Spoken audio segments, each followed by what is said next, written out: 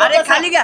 राजकीय प्रश्न असा आहे की एका अजितदादांच्या अपघाताच्या नंतर एका याचिकाकर्त्याने एक याचिका केली होती की मुंबई एअरपोर्टचे जे सीसीटीव्ही आहेत ते आम्हाला देण्यात यावे. त्यांनी आज आरोप असा केलाय की आम्हाला सीसीटीव्ही जे आहेत ते देण्यात येत नाहीत. काय गौडबंगल असावं, सीसीटीव्ही बाहेर काय येत नाहीये? या संदर्भामध्ये या घटनेचं गांभीर्य लक्षात घेता ही जी याचिकाकर्त्याने मागणी केलेली आहे माहिती अधिकाराच्या माध्यमातून जे मला कळलं, त्यांना ते सीसीटीव्ही फुटेजेस देता येत नाहीत असं जेव्हा कळवलं जातं तेव्हा एकूणच संशयाचं धुकं आणखी गडद होतं. आपल्या सगळ्यांची हीच मागणी आहे की रोहितदादा सुद्धा सातत्यानं जे प्रश्न उपस्थित करतात, अनेकांच्या मनात हे जे प्रश्न आहेत, यामध्ये दूध का दूध पाणी का पाणी व्हायला हवं. आणि अशा पद्धतीनं कोणतीही गोष्ट जेव्हा समोर येते तेव्हा जसं तुम्ही म्हणालात की हे सीसीटीव्ही फुटेज त्यांना दिलं जाऊ शकत नाही असं जेव्हा म्हटलं जातं तर संशयाचं धोका आणखी गडद होतं.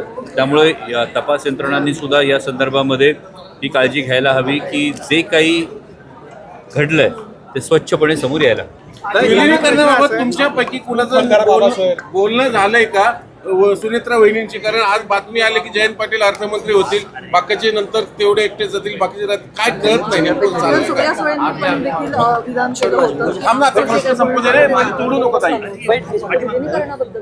या संदर्भामध्ये मी तुमच्यापैकी अनेक वृत्तवाहिन्यांशी बोलत असताना या संदर्भात ती स्पष्ट स्वच्छ जी काही भूमिका होती ती संपूर्ण दिलेली आहे. या संदर्भात पुढची काही चर्चा झाल्याचं माझ्या तरी माहितीत नाही.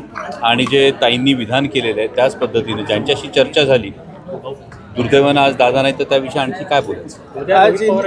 पत्रकार परिषद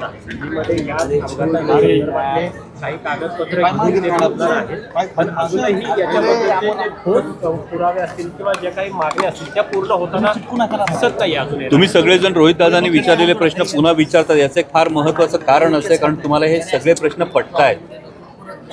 तुम्हाला हे सगळे प्रश्न पटतायत की हा जेव्हा प्रश्न पडतो की मोबाईल सापडतो मात्र ब्लॅक बॉक्स जळतो, हे का होतं, हे जेव्हा रोहित पवार विचारतात हे तुमच्या मनातले प्रश्न आहेत, हे महाराष्ट्राच्या मनातले प्रश्न आहेत. आणि त्यामुळे या प्रश्नांची उत्तर महाराष्ट्राला हवी आहे.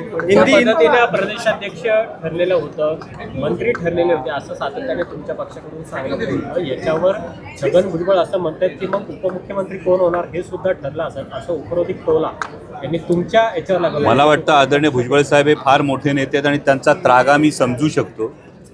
कारण जी काही आधी चर्चा झाली होती, आत्ता विशेषतः जातनिहाय जनगणना होत असताना ओबीसीचा कॉलम जातनिहाय जनगणनेमध्ये नाही अशी परिस्थिती असताना माननीय भुजबळ साहेबांसारखा एक वरिष्ठ नेता हा संसदेत असणं ही फार महत्त्वाची गोष्ट होती. आणि जी काही प्राथमिक चर्चा ही दादांच्या आमच्याबरोबर झाली होती त्यामध्ये एकदा ओघाने दादांनी सांगितलं होतं की कदाचित भुजबळ साहेब हे राज्यसभेवर असतील अशी एक चर्चा ही आमची अंतर्गत झाली होती.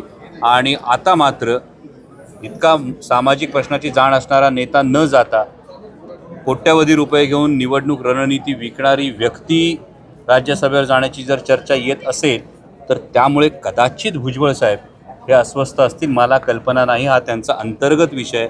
आणि दुसरी महत्त्वाचा बाब ही आहे की त्यांना या चर्चेत घेतलं किंवा का घेतलं नाही हा त्यांचा अंतर्गत विषय आहे. त्यामुळे त्याविषयी मी उगाच भाष्य करणं योग्य.